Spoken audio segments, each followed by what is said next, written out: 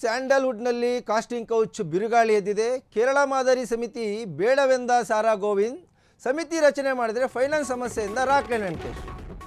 ಸ್ಯಾಂಡಲ್ವುಡ್ನಲ್ಲಿ ಬಿರುಗಾಳಿ ಎಬ್ಬಿಸಿರುವ casting couch ಪ್ರಕರಣ. ಅಂದರೆ ಕೇರಳ ಮಾದರಿ ಸಮಿತಿ ಬೇಡವೆಂದ ಸಾರಾ ಗೋವಿಂದ್,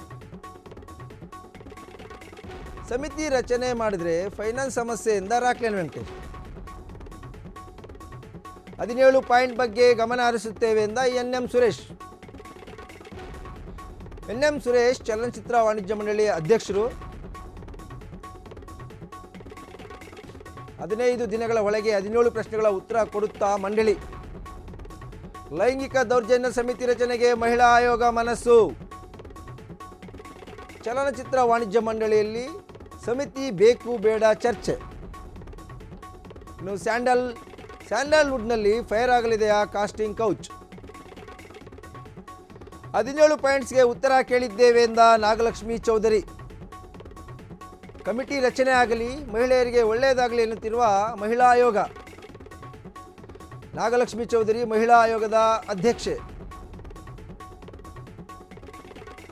ಕೇರಳದ ನ್ಯಾಯಮೂರ್ತಿ ಹೇಮಾ ಮಾದರಿ ಸಮಿತಿ ರಚನೆಗೆ ನಡೆದ ಚರ್ಚೆ ಇವತ್ತು.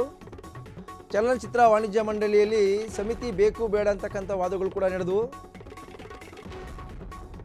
ಸ್ಯಾಂಡಲ್ವುಡ್ನಲ್ಲಿ ಫೈರ್ ಆಗಲಿದೆಯಾ ಕಾಸ್ಟಿಂಗ್ ಕೌಚ್? ಫೈರ್ ಸಂಸ್ಥೆ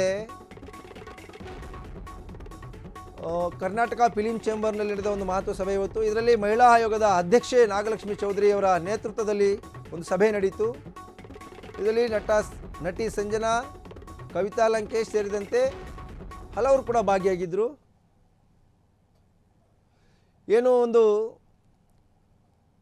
ಸ್ಯಾಂಡಲ್ವುಡ್ನಲ್ಲಿ ಕಾಸ್ಟಿಂಗ್ ಕೌಚ್ ಅಂದರೆ ಮಹಿಳೆಯರ ಮೇಲೆ ಅಥವಾ ಮಹಿಳಾ ನಟಿಯರಾಗಲಿ, ಅಲ್ಲಿ ಕೆಲಸ ಮಾಡ್ತಕ್ಕಂಥವ್ರಾಗಲಿ ಅವ್ರ ಮೇಲೆ ಒಂದು ಲೈಂಗಿಕ ದೌರ್ಜನ್ಯ ನಡೀತದೆ.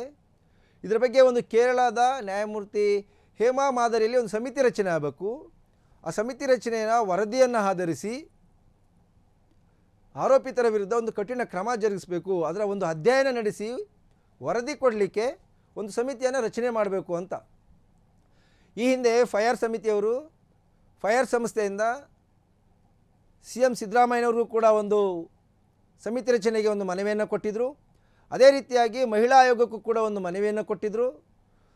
ಈ ಒಂದು ಮನವಿಯನ್ನು ಗಂಭೀರವಾಗಿ ಪರಿಗಣಿಸಿದ ಸರ್ಕಾರ, ಜೊತೆಗೆ ಮಹಿಳಾ ಆಯೋಗ ಫಿಲಿಂ ಚೇಂಬರ್ನಲ್ಲಿ ಒಂದು ಸಭೆಯನ್ನು ಕರೆದು ಸಮಿತಿ ರಚನೆಯ ಕುರಿತಾದಂತೆ ಒಂದು ಚರ್ಚೆಯನ್ನು ಕೂಡ ಮಾಡಲಿಕ್ಕೆ ಒಂದು ಸೂಚನೆಯನ್ನು ಕೊಟ್ಟಿತ್ತು. ಅಂತ ಇವತ್ತು ಚಲನಚಿತ್ರ ವಾಣಿಜ್ಯ ಮಂಡಳಿ ಅಧ್ಯಕ್ಷರು ಮತ್ತು ಎನ್.ಎಂ. ಸುರೇಶ್ ಆಗಿರ್ಬೋದು, ಸಾರಾ ಗೋವಿಂದ್ ಅವರು ನಿರ್ಮಾಪಕರು, ನಟ ನಿರ್ಮಾಪಕ ನಿರ್ದೇಶಕ ರಾಕ್ಲೈನ್ ವೆಂಕಟೇಶ್ ಸೇರಿದಂತೆ ಹಲವರು ಮಹಿಳಾ ಆಯೋಗದ ಅಧ್ಯಕ್ಷೆ ನಾಗಲಕ್ಷ್ಮಿ ಚೌಧರಿ ಅವರ ನೇತೃತ್ವದ ಸಭೆಯಲ್ಲಿ ಪಾಲ್ಗೊಂಡಿದ್ದರು. ಈ ವೇಳೆ ಮಹಿಳಾ ಆಯೋಗದ ವತಿಯಿಂದ ಮತ್ತು ಜೊತೆಗೆ ಏನು ಸಮಿತಿ ರಚನೆ ವಿಚಾರವಾಗಿ ಮಹಿಳೆಯರ ಮೇಲೆ ನಡೀತಕ್ಕಂಥ ದೌರ್ಜನ್ಯಗಳನ್ನು ಯಾವ ರೀತಿ ಅಧ್ಯಯನ ಮಾಡಬೇಕು, ಆ ಕಮಿಟಿಯಲ್ಲಿ ಯಾರೆಲ್ಲ ಇರಬೇಕು, ಆ ಕಮಿಟಿ ಎಷ್ಟು ದಿನಗಳ ಕಾಲದ ಒಳಗಡೆ ಒಂದು ಅಧ್ಯಯನ ಮಾಡಿ ಯಾವುದೇ ಒಂದು ದೂರು ಬಂದಂಥ ಸಂದರ್ಭದಲ್ಲಿ ಎಷ್ಟು ದಿನಗಳವರೆಗೆ ಅದನ್ನು ಅಧ್ಯಯನ ಮಾಡಿ ವರದಿಯನ್ನು ಕೊಡಬೇಕು,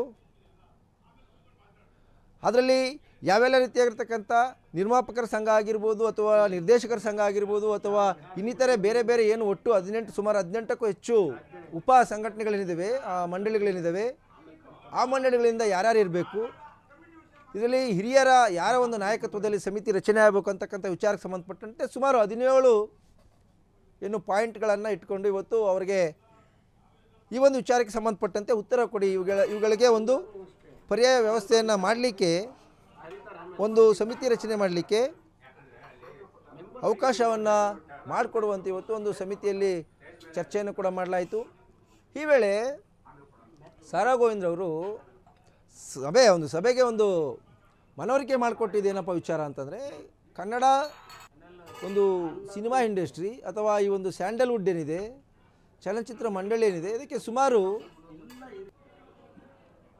8-9 ದಶಕಗಳ ಇತಿಹಾಸ ಇದೆ. ಹಾಗಾಗಿ ಇಲ್ಲಿ ಆ ಒಂದು ಸಮಿತಿ ಅವಶ್ಯಕತೆ ಇಲ್ಲ. ಒಂದು ವೇಳೆ ಆ ಥರದ್ದೇನಾದರೂ ಕಂಪ್ಲೇಂಟ್ಗಳು ಅಥವಾ ಆರೋಪಗಳು ಅಥವಾ ದೂರುಗಳು ಇದ್ದಲ್ಲಿ ನೇರವಾಗಿ ಫಿಲಿಂ ಚೇಂಬರ್ಗಾಗಲಿ ಅಥವಾ ವಾಣಿಜ್ಯ ಮಂಡಳಿಯವ್ರ ಗಮನಕ್ಕೆ ತಂದರೆ ನಾವು ಅದನ್ನು ಚರ್ಚೆ ಮಾಡ್ಬೋದು, ಮುಂದಿನ ಕ್ರಮಕ್ಕೆ ಕೂಡ ವಹಿಸ್ಬೋದು ಅಂತಕ್ಕಂಥ ಒಂದು ತಮ್ಮ ಅಭಿಪ್ರಾಯವನ್ನು ವ್ಯಕ್ತಪಡಿಸ್ತಾರೆ. ಮತ್ತೊಂದು ಕಡೆ ನಟ, ನಿರ್ಮಾಪಕ, ನಿರ್ದೇಶಕ ಆಗಿರ್ತಕ್ಕಂಥ ರಾಕ್ಲೈನ್ ವೆಂಕಟೇಶ್ ಅವರು ಅವರ ಒಂದು ಅಭಿಪ್ರಾಯ ಏನಪ್ಪ ಅಂದರೆ ಈ ಒಂದು ಸಭೆಯಲ್ಲಿ ಹಂಚ್ಕೊಂಡಿರ್ತಕ್ಕಂಥದ್ದು, ಈ ಒಂದು ಸಮಿತಿಯನ್ನು ರಚನೆ ಮಾಡೋದ್ರಿಂದ ಹೆಚ್ಚುವರಿಯಾಗಿ ಫೈನಾನ್ಸ್ ಪ್ರಾಬ್ಲಮ್ ಕೂಡ ಆಗುತ್ತೆ. ಅಂದರೆ ಆ ಸಮಿತಿ ರಚನೆ, ಅದರ ಖರ್ಚು ವೆಚ್ಚಗಳು, ಅದರ ಒಂದು ಕಚೇರಿ ಅಥವಾ ಆ ಸದಸ್ಯರ ನಿರ್ವಹಣೆ ಇತ್ಯಾದಿ ಕೂಡ ಎಲ್ಲ ಫೈನಾನ್ಸಲ್ಲೂ ಕೂಡ ಸಮಸ್ಯೆ ಆಗುತ್ತೆ ಅಂತಕ್ಕಂಥ ಒಂದು ಅಭಿಪ್ರಾಯನ ವ್ಯಕ್ತಪಡಿಸ್ತಾರೆ. ಈ ನಡುವೆ ಇವತ್ತು ನಾಗಲಕ್ಷ್ಮಿ ಚೌಧರಿ ಏನಿದ್ದಾರೆ ಮಹಿಳಾ ಆಯೋಗದ ಅಧ್ಯಕ್ಷೆ, ಅವರ ನೇತೃತ್ವದ ಸಭೆಯಲ್ಲಿ ನಡೆದಿದ್ದು. ಅವರೀಗ ಒಂದು ಸಮಿತಿ ರಚನೆ ಅಗತ್ಯ ಇದೆ, ನಾವೊಂದಷ್ಟು 17 ಪಾಯಿಂಟ್ಗಳನ್ನು ಅವರಿಗೆ ಕೊಟ್ಟಿದ್ದೀವಿ, ಅದಕ್ಕೆ ಉತ್ತರವನ್ನು ಕೇಳಿದ್ದೀವಿ. ನಮಗೆ ಅಲ್ಟಿಮೇಟ್ಲಿ ಮಹಿಳೆಯರ ರಕ್ಷಣೆ ಮುಖ್ಯ, ಅವರ ಮಾನಸಿಕ ಸ್ಥೈರ್ಯವನ್ನು ಹೆಚ್ಚಿಸ್ತಕ್ಕಂಥದ್ದು, ಅವರಿಗೆ ಒಂದು ಕೆಲಸ, ಅವರಿಗೆ ಆರಾಮಾಗಿ ಅಂದರೆ ಯಾವುದೇ ಸಮಸ್ಯೆ ಇಲ್ಲದೆ ಕೆಲಸ ಮಾಡಲಿಕ್ಕೆ ಅವರಿಗೆ ಒಂದು ಮುಕ್ತ ವಾತಾವರಣ ನಿರ್ಮಾಣ ಮಾಡೋದು ನಮ್ಮ ಕರ್ತವ್ಯ. ಆ ನಿಟ್ಟಿನಲ್ಲಿ ನಾವು ಕ್ರಮಕ್ಕೆ ಮುಂದಾಗ್ತೀವಿ. ಒಂದಷ್ಟು 17 ಪಾಯಿಂಟ್ಗಳು, ಈ ಎಲ್ಲ ಪಾಯಿಂಟ್ಗಳೇನಿದ್ದಾವೆ ಅವೆಲ್ಲನೂ ಸೇರಿಸಿ ಅವುಗಳಿಗೆ ಉತ್ತರ ಕೊಡುವಂತೆ ಮಂಡಳಿಯವರಿಗೆ 15 ದಿನಗಳ ಕಾಲ ಅವಕಾಶ ಕೊಟ್ಟಿದ್ದೀವಿ. ನೋಡೋಣ ಮುಂದಿನ ದಿನದಲ್ಲಿ ಯಾವ ರೀತಿ ಆಗುತ್ತೆ ಅಂತಕ್ಕಂಥ ಒಂದು ಅಭಿಪ್ರಾಯವನ್ನು ಈಗ ಅವರು ವ್ಯಕ್ತಪಡಿಸಿರ್ತಕ್ಕಂಥದ್ದು.